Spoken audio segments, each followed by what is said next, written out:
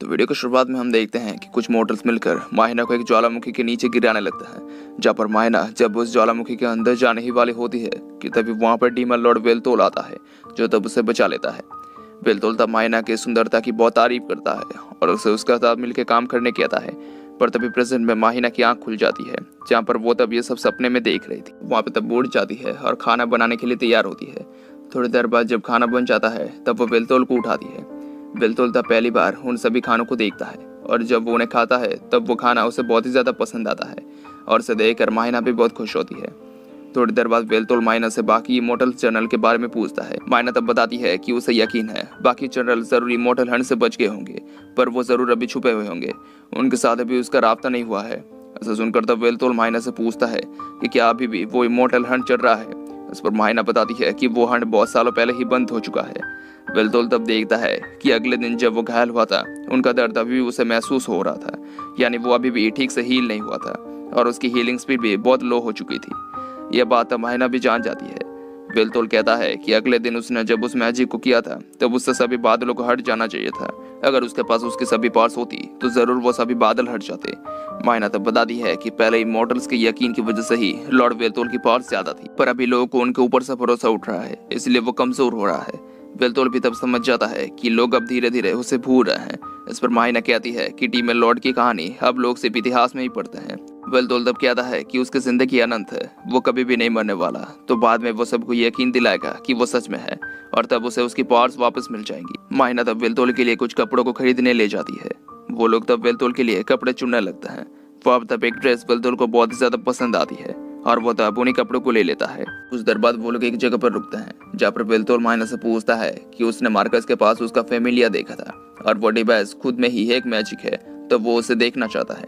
वो तब माहिना के फेमिलिया को देखने लगता है। माहिना तब बताती है कि उसे पहले उसे पहनने में बहुत मुश्किल हुई थी, पर बाद में उसे इसकी आदत पड़ गई।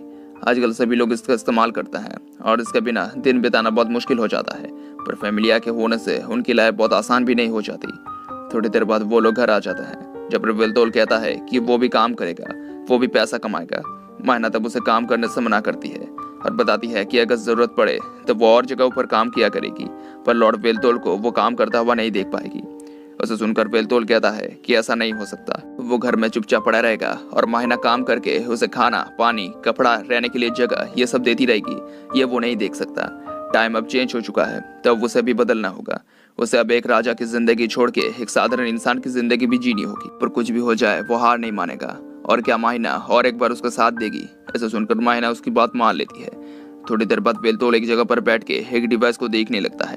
उस डिवाइस को माहिना ने उसे दिया था, ऐसा वो कुछ चीजों को खरीद सकेगा, इमरजेंसी में उसे मदद बुला सकेगा और अगर माहिना को उसे देखना पड़ा तब वो उस डिवाइस से वेलतोल को ट्रैक भी कर पाएगी। वेलतोल को तब ये पता नहीं होता कि पैसे कैसे कमा जाए और वो माहिना से भी मदद मांगना नहीं चाहता था। उसे तब कुछ भी समझ नहीं आ रहा था, पर तभी उसे बहुत ज्यादा भूख लगने लगती है, पर वो तब माहिना के पैसे भी बर्बाद करना नहीं चाहता था। वो तब कोई रास्ता ना मिलने पर तब वेलतोल वहाँ पे जोर जोर से चिल्लाने लगता है और कहता है कि उसके पास कोई काम नहीं है और ना ही उसके पास पैसा है, तो क्या कोई उसे कोई काम दे सकता है। उसे तब एक आदमी आके बताता है कि वो वहाँ पे ऐसे चिल्ला नहीं सकता, अगर उसे काम ही चाहिए तब वो कमर्शियल गिल्ड में जा सकता है, उसके पास तो उसका सिटीजन आईडी होगा ही।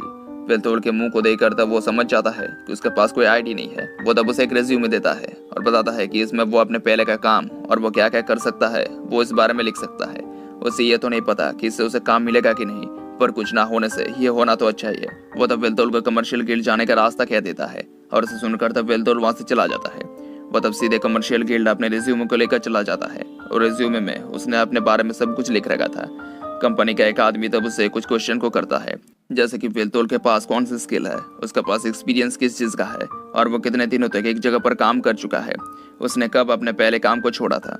वेलतोल तब बताता है कि उसके पास मैजिकल पावर्स है और उसने लगभग 1000 साल एक पूरे शहर में राज किया था और कम से कम 500 सालों पहले उसने अपने शहर को छोड़ दिया था।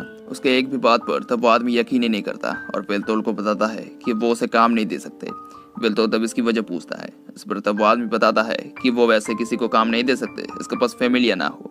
वेलतोल तब वहां से निकल जाता है और घर आ जाता है। थोड़ी देर बाद वो माहिना से पूछता है कि क्या वो किसी भी काम के लायक नहीं है। माहिना तब उसका हौसला बढ़ाते हुए कहती है कि उसे वैसा नहीं बोलना चाहिए, उन्हें जरूर कोई ना कोई काम जरूर मिलेगा। वेलतोल तब उससे पूछता है कि क्या माहिना की कोई जान पहचान का इंसान उसे सलाह दे सकता है कि उसे अब क्या करना चाहिए। उसे सुनकर तब मायना बताती है कि एक है जो उसकी दोस्त है। थोड़ी देर बाद वो लोग उससे मिलने जाते हैं और वो वही हैकर लड़की थी इससे वेलतोल पहले मिल चुका था। हमें तब उस लड़की का नाम ताकाहाशी बताया जाता है। वो दोनों तब वहाँ पे दोस्त बन जाते हैं। वेलतोल तब ताकाहाशी की फैमिली को देखने लगता है जो मायना के फैमिली से अलग था। मायना तब ताकाहाशी को वेलतोल के लिए काम को ढूंढने कहती है। इस पर ताकाहाशी भी उसे कमर्शियल गिल्ड में जाने कहती है, पर वेलतोल तब उसे बताता है कि फैमिलिया के ना होने से वो वहाँ पर नहीं जा सकता। वो तब 500 साल पुराने डीमन लॉर्ड के लिए इस जमाने के काम को ढूंढने लगती है, पर तभी उसे वेलतोल के लिए लाइव स्ट्रीमिंग करने का आइडिया मिलता है। और इसके साथ ही वीडियो खत्म हो जाता है। Thank you for watching.